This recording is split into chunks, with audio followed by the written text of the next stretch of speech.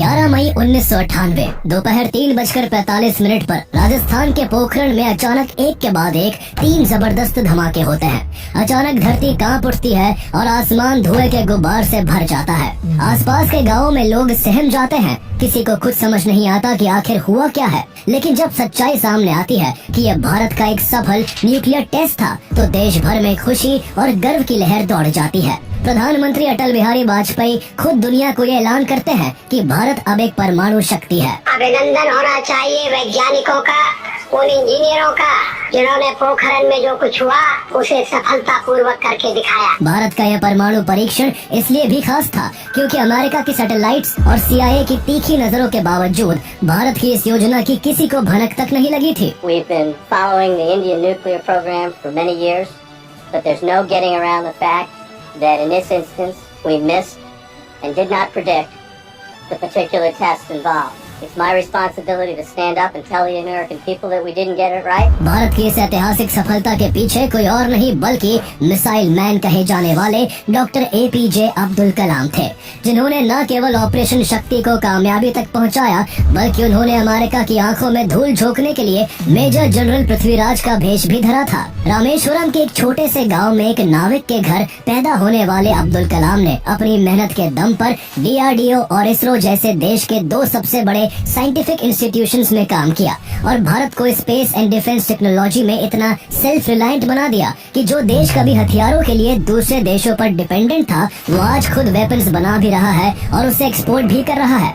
उन्होंने अग्नि, पृथ्वी और आकाश जैसी मिसाइलों से न केवल भारत को एक मजबूत सैन्य शक्ति बनाया, बल्कि उन्होंने बच्चों को सपने देखना सिखाया, युवाओं को इनोवेशन की तरफ मोड़ा और विज्ञान को लैब से निकालकर सीधे गाँव तक पहुँचाया। वो महान साइंटिस्ट होने के साथ साथ देश के सबसे चहेते राष्ट्रपति भी बने, लेकिन उन्होंने फिर भी खुद को एक टीचर कहलाना पसंद किया। तो आइए जानते हैं मिसाइल मैन के नाम से मशहूर भारत के सबसे प्यारे राष्ट्रपति डॉक्टर APJ अब्दुल कलाम की पूरी कहानी। आखिर कभी फाइटर पायलट बनने का ख्वाब रखने वाले डॉक्टर कलाम भारत के महान साइंटिस्ट कैसे बने, भारत को न्यूक्लियर पावर बनाने में उनकी क्या भूमिका थी और जून 2007 में प्रेसिडेंट के रूप में दूसरे कार्यकाल की इच्छा रखने के बावजूद वो दोबारा प्रेसिडेंट क्यों नहीं बन पाए थे।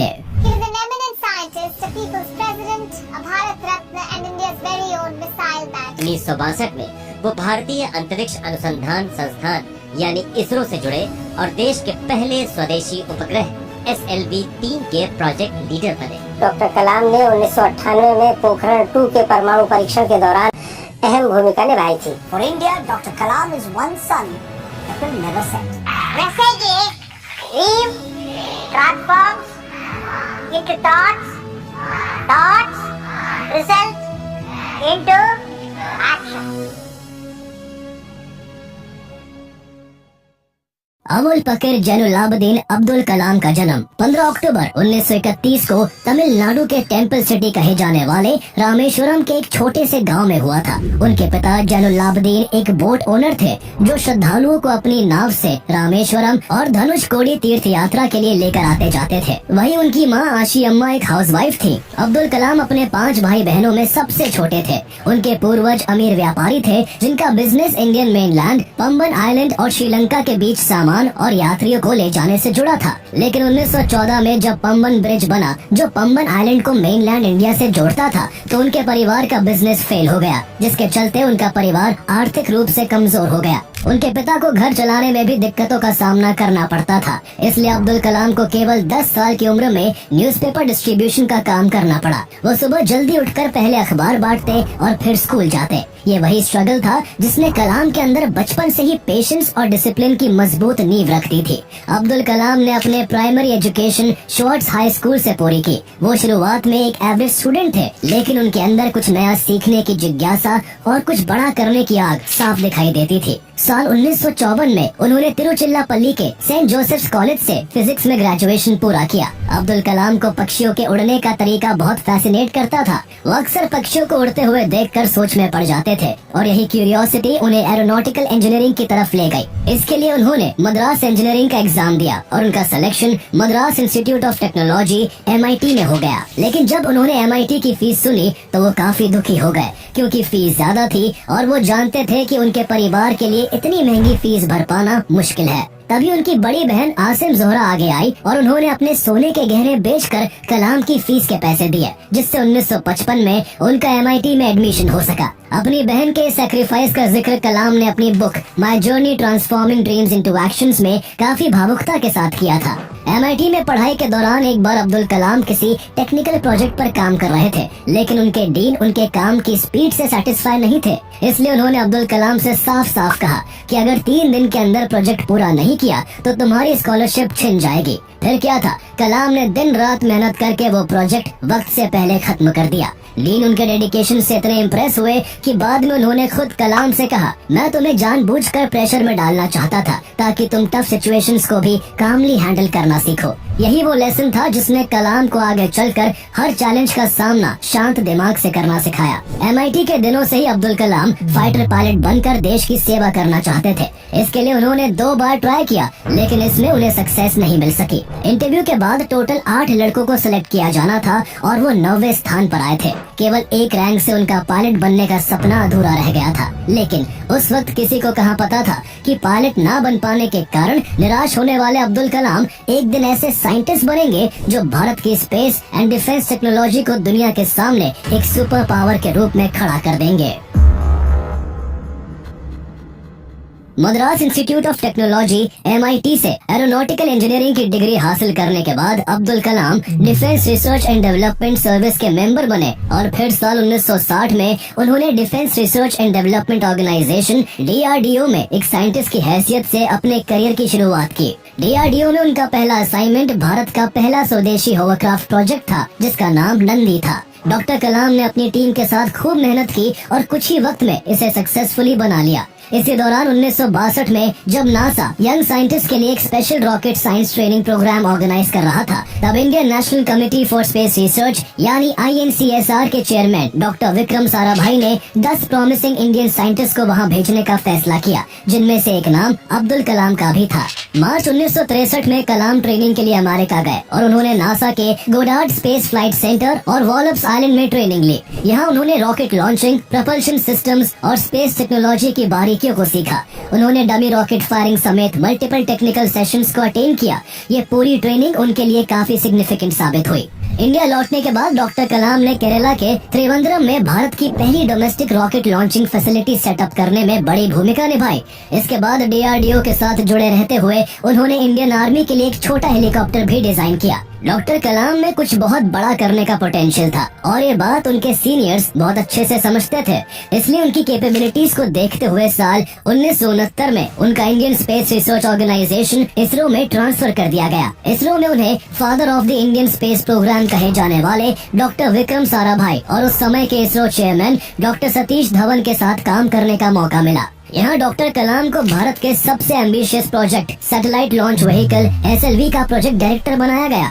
SLV के जरिए भारत अपने खुद के सैटेलाइट को स्पेस में भेजकर ग्लोबल स्टेज पर अपनी साइंटिफिक प्रेजेंस दर्ज करवाना चाहता था। डॉक्टर कलाम इस मिशन में पूरी जी जान से लगे हुए थे, लेकिन साथ ही वो एक इंडिपेंडेंट इंडिजीनियस रॉकेट प्रोग्राम पर भी काम कर रहे थे, जिसकी शुरुआत उन्होंने 1965 में DRDO के दौरान ही की थी। वो अपने इस प्रोजेक्ट को बड़े लेवल पर एक्सपैंड करना चाहते थे, इसलिए उन्होंने इसके लिए इंडियन गवर्नमेंट से अप्रूवल मांगा और साल 1969 में ही उन्हें गवर्नमेंट से इसकी परमिशन मिल गई। ISRO में रहते हुए डॉक्टर कलाम ने सैटेलाइट लॉन्च व्हीकल SLV-3 को सफल बनाने के लिए करीब 10 साल तक दिन रात मेहनत की। ये वो समय था जब भारत का स्पेस प्रोग्राम अपनी शुरुआती दौर में था। ना तो एडिक्वेट फंड्स थे और ना ही एडवांस टेक्नोलॉजी, लेकिन कलाम और उनकी डेडिकेटेड टीम इस काम में लगी रही और आखिरकार साल 1979 में डॉक्टर अब्दुल कलाम के नेतृत्व में भारत ने पहली बार एक सैटेलाइट लॉन्च व्हीकल की टेस्टिंग की। लेकिन जैसे ही इसे लॉन्च किया गया, कंप्यूटर ने एक टेक्निकल फॉल्ट की वार्निंग दी, पर कलाम ने वार्निंग को इग्नोर कर दिया। इसका नतीजा ये हुआ कि लॉन्च असफल रहा और सैटेलाइट ऑर्बिट तक नहीं पहुंच पाई। ये नाकामी कलाम के लिए बहुत बड़ा इमोशनल झटका थी, लेकिन उनके मेंटर और ISRO के चेयरमैन डॉक्टर सतीश धवन ने उनकी हिम्मत बढ़ाई और फिर से प्रयास करने के लिए उन्हें मोटिवेट किया। उन्होंने न सिर्फ डॉक्टर अब्दुल कलाम और इस प्रोजेक्ट से जुड़े सभी साइंटिस्ट को पब्लिकली ब्लेम होने से बचाया, बल्कि मीडिया के सामने इस फेलियर की पूरी जिम्मेदारी खुद ले ली। उन्होंने कलाम और उनकी टीम पर भरोसा जताया कि आज का यही फेलियर उन्हें अगले साल सक्सेस तक पहुंचाएगा। उनके इस भरोसे ने अब्दुल कलाम और उनकी टीम को हौसला दिया और उन्होंने पिछली गलतियों को सुधार कर पूरी टीम के साथ सिस्टम को रिवर्क किया और अगले 1 साल तक हर छोटी से छोटी डिटेल को ठीक किया। इसका रिजल्ट ये हुआ कि करीब 1 साल बाद 18 जुलाई 1980 को भारत ने अपने स्पेस इतिहास में एक सुनहरा अध्याय जोड़ दिया। इस दिन अब्दुल कलाम और उनके साथी साइंटिस्ट की सालों की मेहनत के चलते इंडिया के first indigenous satellite launch vehicle SLV-3 ने फाइनली रोहिणी सैटेलाइट को सक्सेसफुली अर्थ के ऑर्बिट में डिप्लॉय कर दिया था।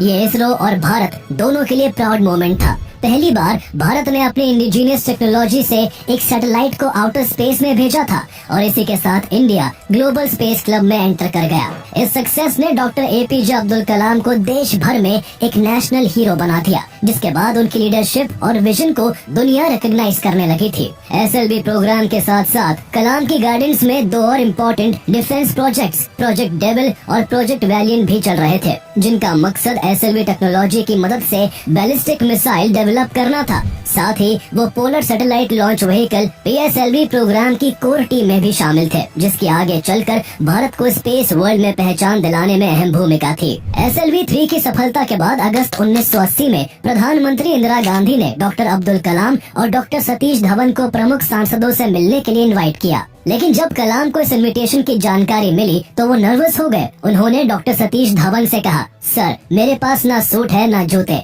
सिर्फ चप्पल है। ये सुनकर डॉक्टर धवन मुस्कुराए और बोले, कलाम तुम पहले से ही सक्सेस का सूट पहने हुए हो, तुम बस वहाँ पहुँचो। कलाम अपनी सिंप्लिसिटी में उस मीटिंग में पहुँचे। वहाँ इंदिरा गांधी ने उनका परिचय अटल बिहारी वाजपेयी से कराया। वाजपेयी कलाम से इतने प्रभावित हुए कि उन्होंने उनसे हाथ मिलाने के बजाय उन्हें सीधे गले से लगा लिया। ये देखते ही इंदिरा गांधी ने हल्के अंदाज में चुटकी लेते हुए कहा, अटल जी लेकिन कलाम तो मुसलमान है। अटल जी मुस्कुराए और बोले, जी हाँ, लेकिन पहले वो एक भारतीय और एक महान वैज्ञानिक है। साइंस के क्षेत्र में डॉक्टर अब्दुल कलाम के ह्यूज कंट्रीब्यूशन को देखते हुए इंडियन गवर्नमेंट ने उन्हें साल 1981 में देश का 3rd highest civilian award Padma Bhushan देकर सम्मानित किया। ये सिर्फ एक सम्मान नहीं था, बल्कि ये उस जर्नी की पहली ऑफिशियल रिकॉग्निशन थी जिसने आगे चलकर डॉक्टर APJ अब्दुल कलाम को मिसाइल मैन ऑफ इंडिया और फिर देश के सबसे प्यारे प्रेसिडेंट के रूप में पहचान दिलाई। 13 साल तक इसरो में अपनी सेवा देने के बाद डॉक्टर APJ अब्दुल कलाम ने 1982 में एक बार फिर से DRDO ज्वाइन किया और उन्हें उनके शानदार काम के चलते defence research and development laboratory DRDL का डायरेक्टर अपॉइंट किया गया। उस समय भारत को अपनी डिफेंस नीड्स के लिए दूसरे देशों पर डिपेंड रहना पड़ता था, चाहे वो मिसाइल हो या कोई और डिफेंस इक्विपमेंट। हर एडवांस टेक्नोलॉजी को बाहर से इम्पोर्ट करना पड़ता था। इसमें न सिर्फ भारी खर्चा होता था, बल्कि कई बार उन देशों के पॉलिटिकल प्रेशर का भी सामना करना पड़ता था। लेकिन अब हालात बदलने वाले थे। डिफेंस मिनिस्टर रामास्वामी वेंकटरमन और डॉक्टर अब्दुल कलाम का विजन बिल्कुल क्लियर था कि भारत को डिफेंस टेक्नोलॉजी में सेल्फ रिलायंट बनाना है।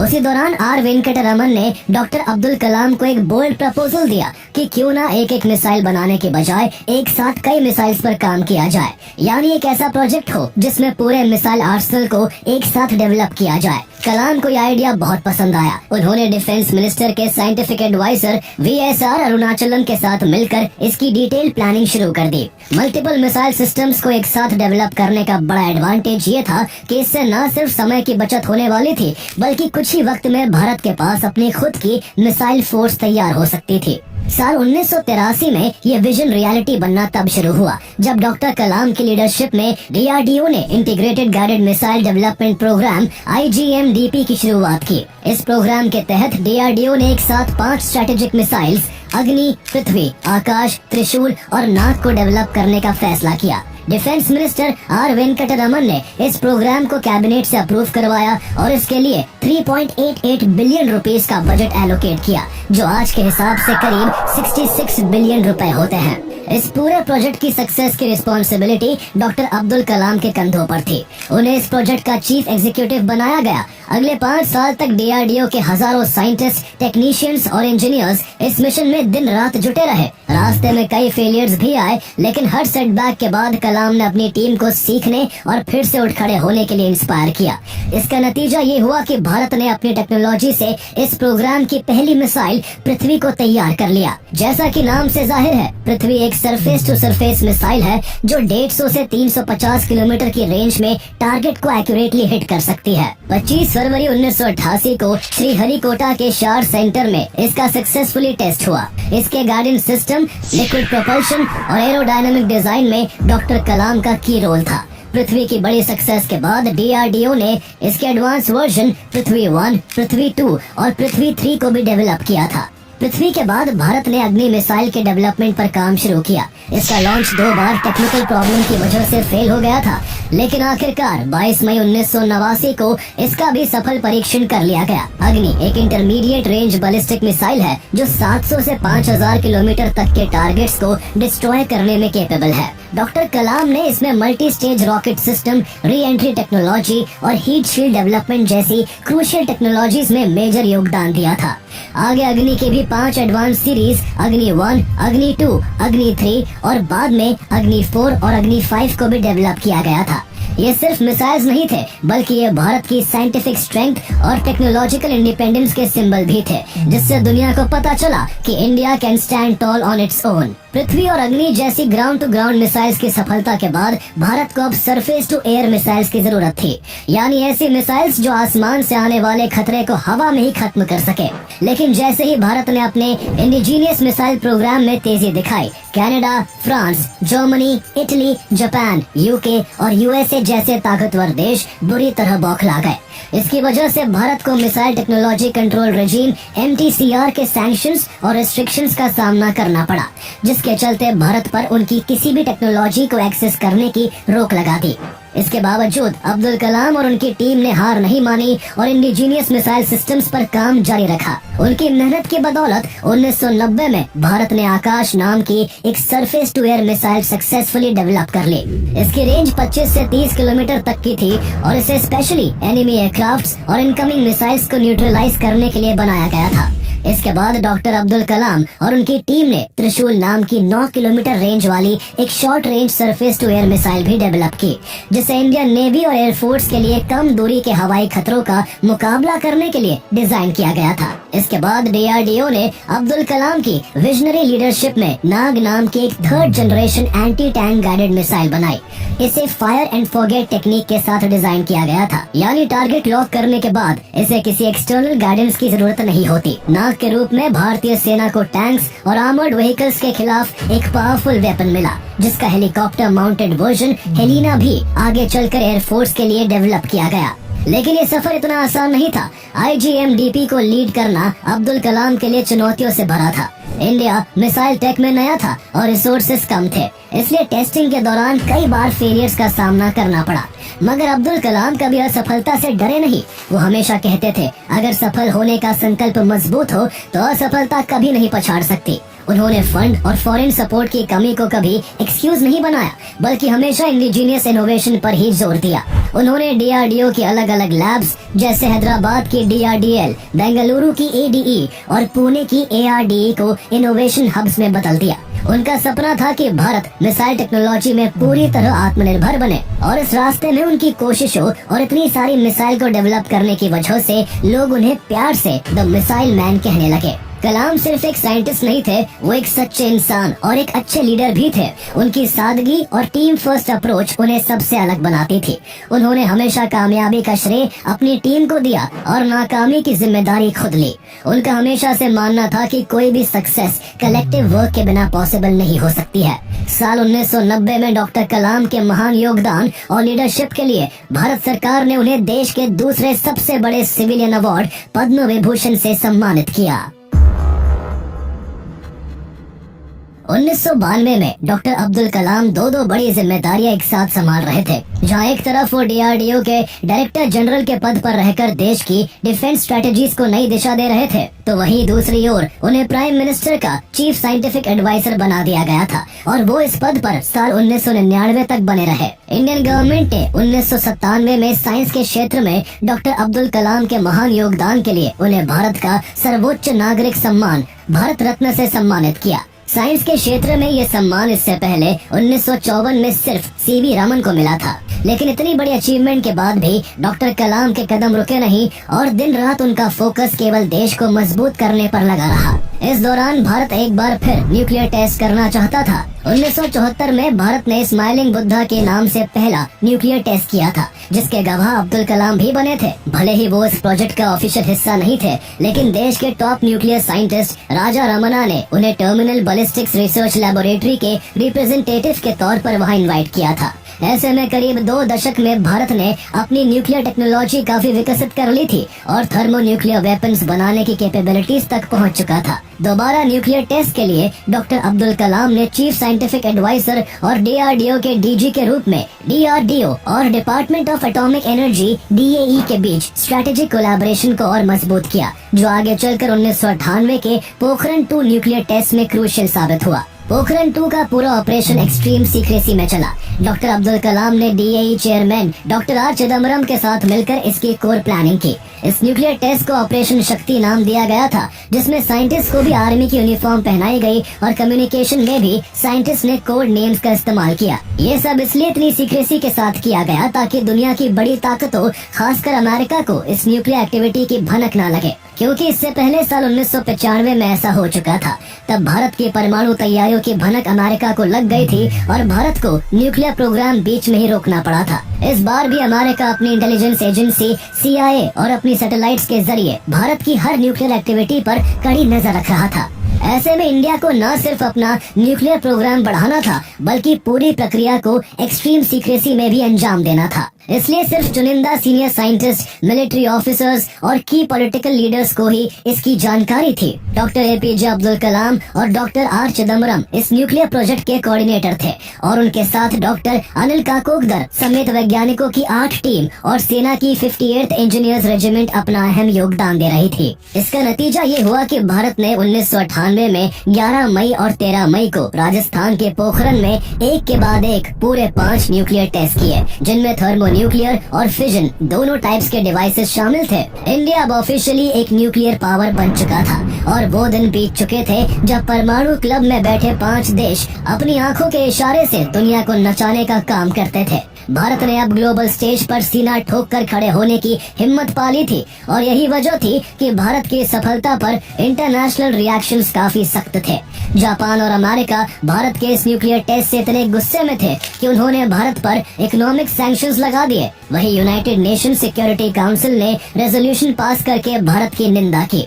इजराइल इकलौता देश था जिसने खुलेआम भारत का समर्थन किया था। डॉक्टर अब्दुल कलाम का योगदान केवल IGM-DP और न्यूक्लियर टेस्ट तक ही सीमित नहीं था, बल्कि उन्होंने इंडिया और रशिया की पार्टनरशिप के तहत ब्रह्मोस एरोस्पेस की एस्टैब्लिशमेंट में भी अहम भूमिका निभाई। साल 1993 में उन्होंने रशिया का दौरा किया था, जहां उन्होंने रशियन ऑफिशियल्स को एक अधूरा सुपरसोनिक कंबशन इंजन दिखाया और दोनों देशों की पार्टनरशिप में एक सुपरसोनिक क्रूज मिसाइल बनाने का प्रपोजल रखा। इसके 5 साल बाद 12 फरवरी 1998 को डॉक्टर कलाम और रशियन डेप्यूटी डिफेंस मिनिस्टर के बीच एक ऐतिहासिक एग्रीमेंट हुआ, जिसके तहत दोनों देश मिलकर ब्रह्मोस एरोस्पेस स्टैब्लिश करने वाले थे, जिसमें इंडिया की 50.5% और रशिया की 49.5% हिस्सेदारी थी। इसका मकसद दुनिया की सबसे तेज क्रूज मिसाइल बनाना था। डॉक्टर कलाम की लीडरशिप में भारत ने 2001 और 2004 में सक्सेसफुल ब्रह्मोस टेस्ट किए और 2005 से यह भारत के डिफेंस सिस्टम्स का हिस्सा बन गया। आज ब्रह्मोस एक ग्लोबल ब्रांड बन चुका है और कई देशों ने इसे भारत से खरीदने के लिए डील भी साइन की है। कभी हर डिफेंस टेक्नोलॉजी के लिए दूसरे देशों पर निर्भर रहने वाला भारत आज खुद अपने वेपन न केवल डेवलप कर रहा है, बल्कि दूसरे देशों को एक्सपोर्ट भी कर रहा है। और इस पूरे बदलाव के पीछे डॉक्टर APJ अब्दुल कलाम की विजनरी लीडरशिप का सबसे अहम योगदान है। सिर्फ डिफेंस ही नहीं, कलाम ने मेडिकल साइंस के क्षेत्र में भी अपना योगदान दिया था।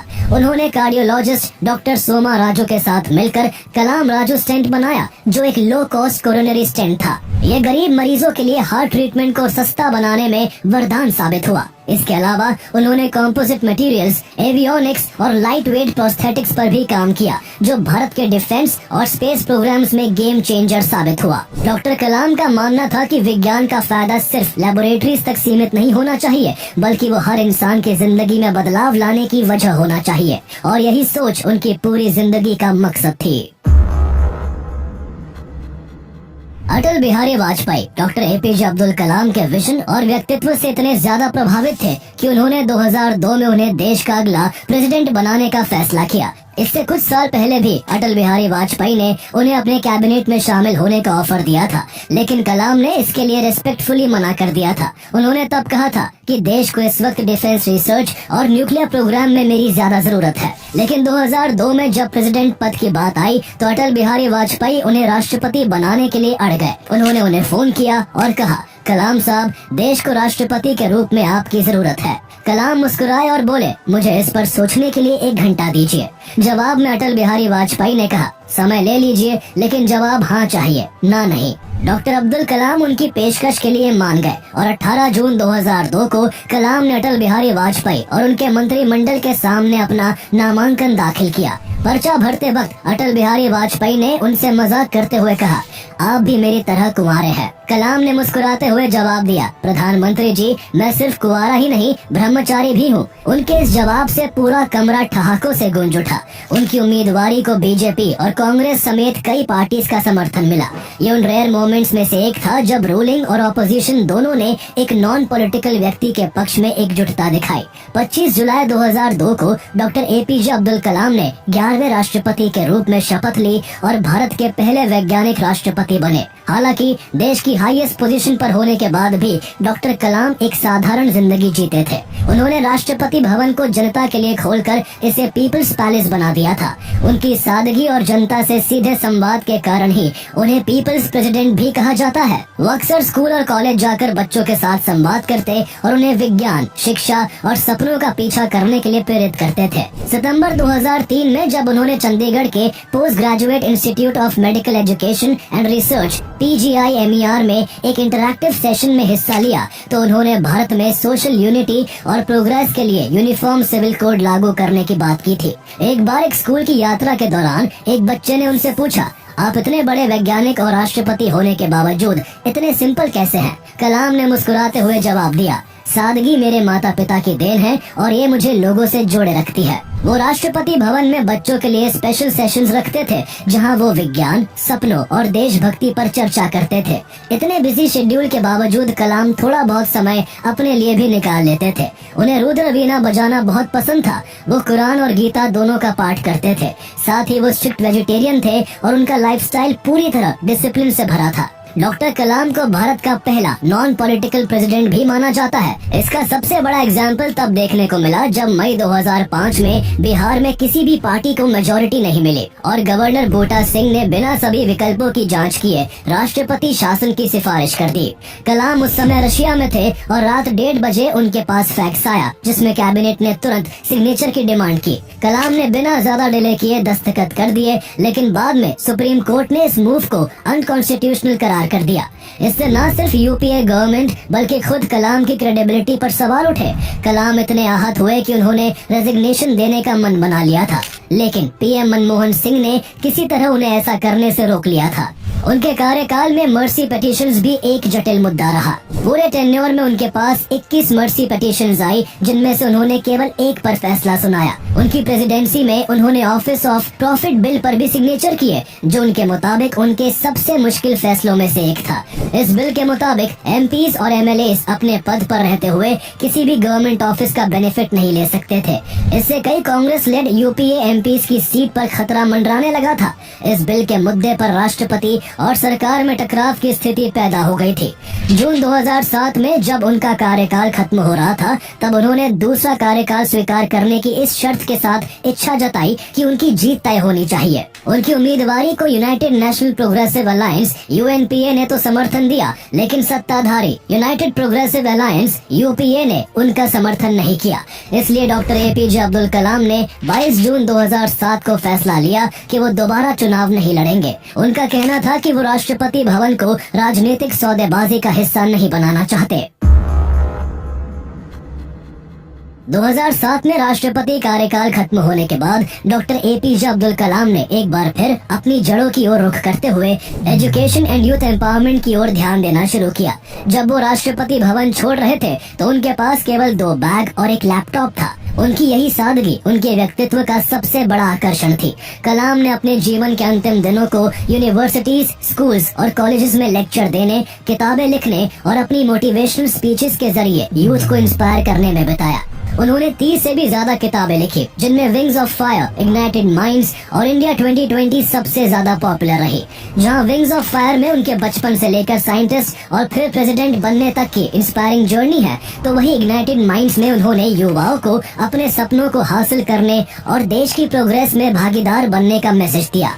इंडिया 2020 और vision for the new millennium में उन्होंने अपना विजनरी सपना रखा था, जिसमें उन्होंने भारत को 2020 तक एक डेवलप्ड कंट्री बनाने के लिए कुछ उपाय सुझाए थे। लेकिन डॉक्टर कलाम सिर्फ किताबें लिखने तक नहीं रुके, उन्होंने अपने विजन को ग्राउंड लेवल पर इम्प्लीमेंट करने की भी कोशिश की। उन्होंने यंग एंटरप्रेन्योर्स को इंस्पायर किया कि वो टेक्नोलॉजी का इस्तेमाल एजुकेशन, हेल्थ केयर और एग्रीकल्चर से जुड़ी प्रॉब्लम्स को सॉल्व करने के लिए करें। उन्होंने रूरल इंडिया में इनोवेशन को प्रमोट करने के लिए कई ऑर्गेनाइजेशंस के साथ काम किया और providing urban amenities to rural areas या प्यूरा जैसे इनिशिएटिव को एक्टिवली सपोर्ट किया। उनका मानना था कि जब तक गांवों को शहर जैसी फैसिलिटीज नहीं मिलती, तब तक देश का डेवलपमेंट अधूरा है।